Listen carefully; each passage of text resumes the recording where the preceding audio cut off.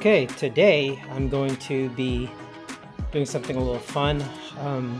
The original horn was replaced with a Nautilus Stabilus, or whatever you called it, and then I was trying to actually clean it out. I ended up breaking it, and I bought a Freeway blaster, and I bought the high note, and I've been using it for 8 months. It's been great.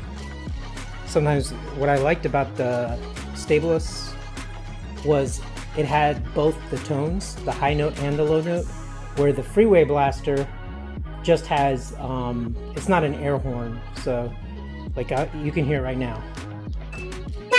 So you can hear it's got like that Italian noise, and that's because it's a high note. So what I've done is I've bought the low note, and today I'm going to go ahead and mount it. So the first step is going to be to take off the bumper, and I bought some cool wire splitters, and we'll see how the process goes. Okay, step one, you want to locate the horn fuse, which is second to the bottom, and disconnect it. Better to be safe. You can always test it by hitting the horn and making sure nothing happens. Safety first. In my case, it looks like the previous owner, when they installed the Stabilus, they put a 25 amp fuse in there, so I'm gonna have to change that up sooner or later. Yeah, I don't really need to start burn some wires in here. But yeah, so next step is to remove this front bumper. The wheels are off. Okay, so I just had to make a Lowe's run here. I did have a bolt here, I'll show you. Right here, it looks like there isn't enough room for the horn, so you use the bracket that they gave you, and that kind of pushes it down.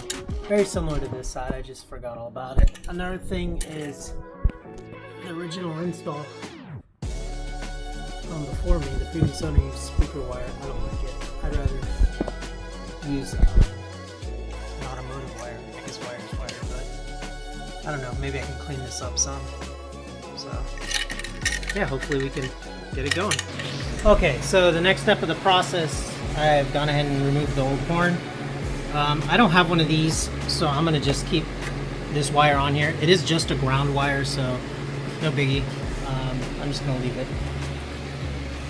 That's the current wire right now, hooked up to the battery. It goes up into the harness. You can see right there. So what I'm gonna do is I have to splice into this wire and then use one of these right here, which will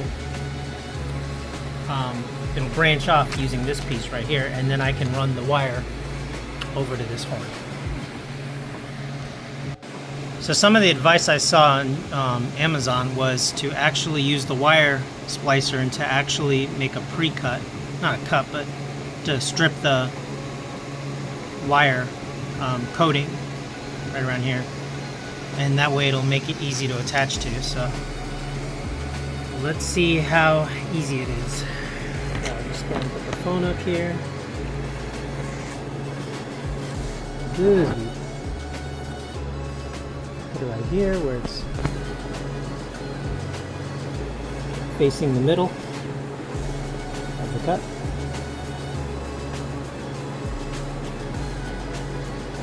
And then I'm going to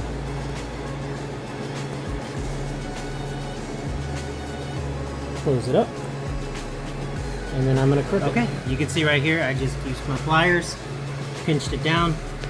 Let's see what kind of cut it made.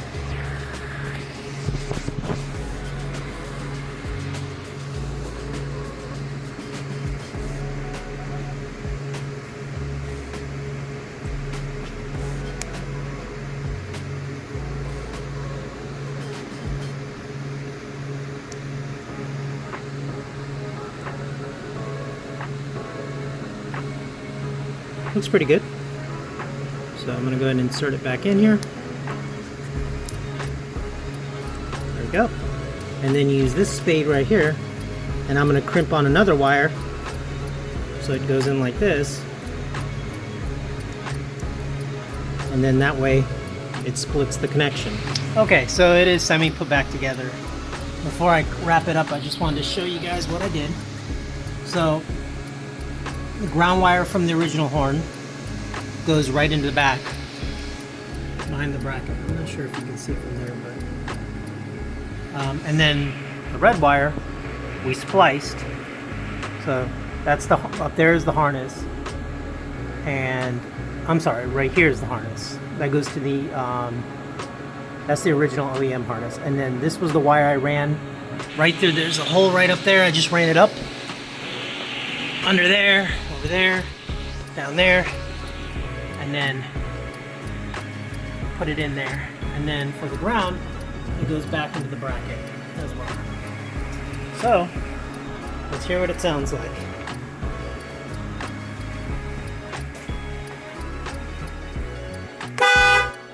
Yeah, that's good.